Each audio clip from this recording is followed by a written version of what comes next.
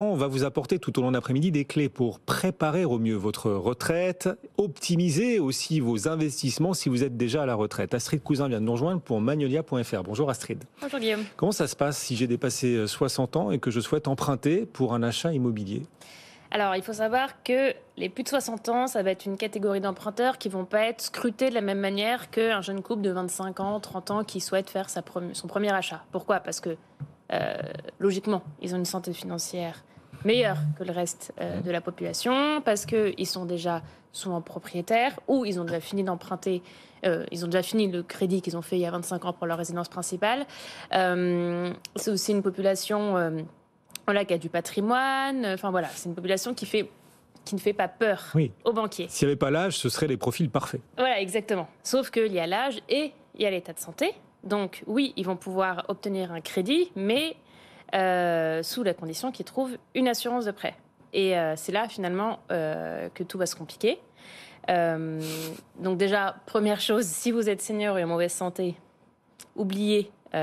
L'emprunt immobilier. Oubliez, du moins, après oui, il y a quand même des solutions d'hypothèque, mais c'est des solutions très risquées et puis aussi très chères. Donc, mais bon, voilà, il y a quand même cette solution-là. Mais en tout cas, si vous êtes en mauvaise santé, vous n'obtiendrez pas d'assurance de prêt, donc difficilement un crédit. Et si j'ai plus de 60 ans mais que je suis en bonne santé Voilà. Et si vous avez plus de 60 ans et que vous êtes en bonne santé, heureusement, parce qu'il y a quand même beaucoup d'emprunteurs de plus de 60 ans. Enfin, en plus, nous, on a beaucoup chez Magnolia.fr, donc c'est vraiment une population qui existe, active dans les achats immobiliers. Il faut savoir qu'il y a quand même plusieurs choses auxquelles vous devez faire attention. C'est déjà de trouver une couverture qui va jusqu'à la fin de votre prêt, c'est-à-dire que, par exemple, au Crédit Agricole, ça s'arrête à 70 ans. Donc voilà, si vous avez 65 ans, vous ne pouvez pas faire un crédit de plus de 5 ans.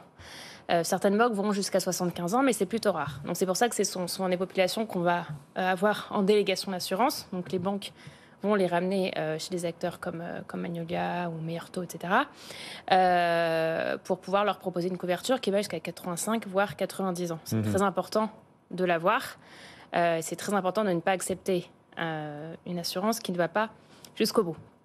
Deuxième chose sur laquelle il va falloir, c'est même plus faire attention puisque ça va être très clair. Vous avez une problématique et le taux d'usure dont vous parlez souvent, et des taux d'emprunt à la hausse.